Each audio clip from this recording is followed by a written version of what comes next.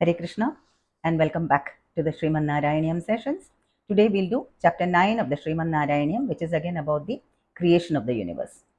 Okay, now we know that Narayaneeyam is a condensed version of the Srimad Bhagavatam. This chapter 9 plus the previous chapter, chapter 8, that is chapter 8 and chapter 9 together of the Narayaneeyam form the summary of chapter 8, canto 3 of Srimad Bhagavatam. Okay, Skanda 3, chapter 8. Now, as usual, let us read the first shloka of this chapter and then do a brief summary. Okay.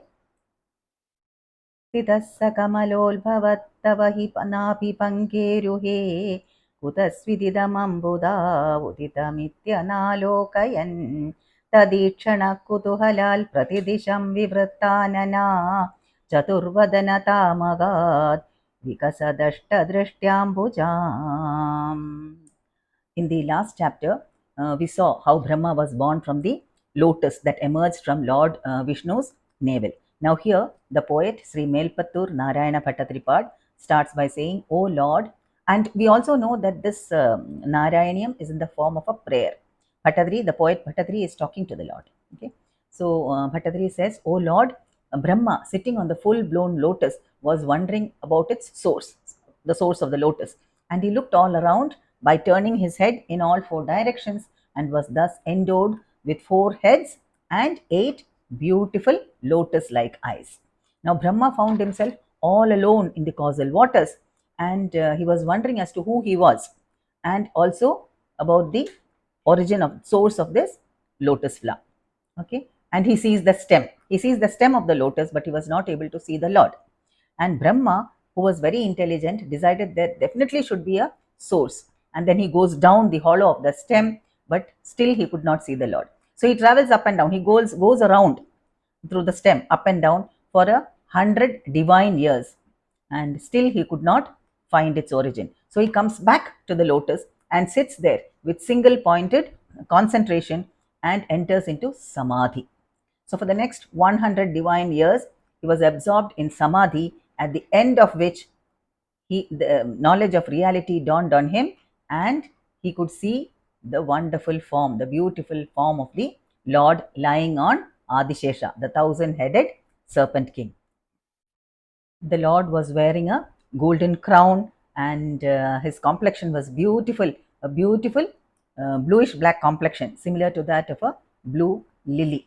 And his neck was adorned with a Kaustuba gem, and his arms were decorated with armlets and bracelets studded with precious stones. He was wearing a pitambara, a yellow silken garment fastened by a gold waistband. And Bhattatri says, "I meditate on that form of you, O Lord, that was revealed to Brahma." And then Brahma praised the Lord, saying, "Thank you for," he thanks the Lord for this vision. He says, "O Lord, it's my good fortune that I'm able to get this vision of yours. Please bless me with the required intelligence for creating the 3 worlds." So the Lord says, "So be it. May you have the capability and the expertise for creating the 3 worlds, and may your devotion increase. Do penance, do more penance, by which you will accomplish everything." And then Brahma does penance for another 100 years, 100 divine years, and at the end of which he gains more spiritual and mental powers. Okay, and Brahma was very happy.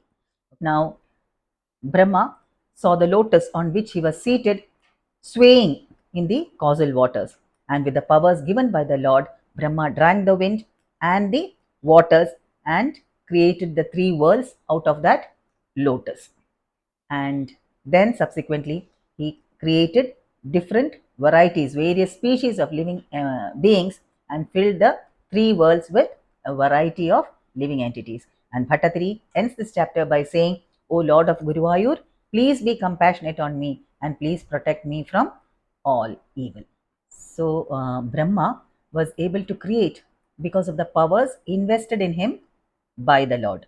Last week also we saw that ultimately God is the doer and we are all just mere instruments in his hand, right? And we also saw how the Lord, situated in Brahma's heart, prompted him in the act of creation. So the Lord resides in all of us. He's there in our hearts as Paramatma. But He's there as Paramatma along with the Jivatma. And the Lord is of the nature of Sat Chit Ananda. Sat Chit Ananda Swarupa. Ananda is what? Bliss, happiness. So happiness is within us. And without realizing that, we search for happiness in the objects of the outside world. There is a story of a thief traveling in a railway compartment along with a wealthy businessman. So they were co-passengers in the train. Okay, and this thief was a very skilled labor. He knew that this businessman had a lot of money with him, and he got into this compartment solely with the intention of stealing the money. Okay, and he was surprised. The thief was surprised when this businessman took out his wallet, took out the money, counted the money, and put it back in his wallet. He was really surprised. So now the thief pretended as if he was not interested in all this, and he goes out to the washroom for some time. He spends some time there, and by the time he comes back, this businessman had slept. So he also pretended, the thief also pretended as if he was sleeping.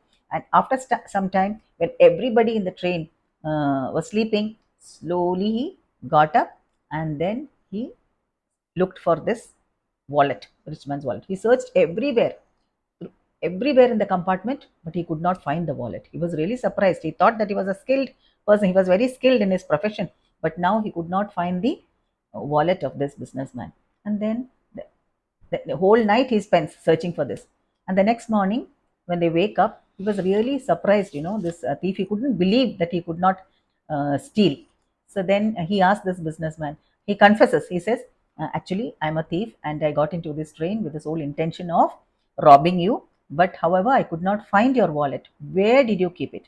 So this businessman, he was very shrewd. He smiles and he says, I knew who you were, and therefore I hid it in a place that you would never search, you would never find. And what is that? Which is that place? He asks.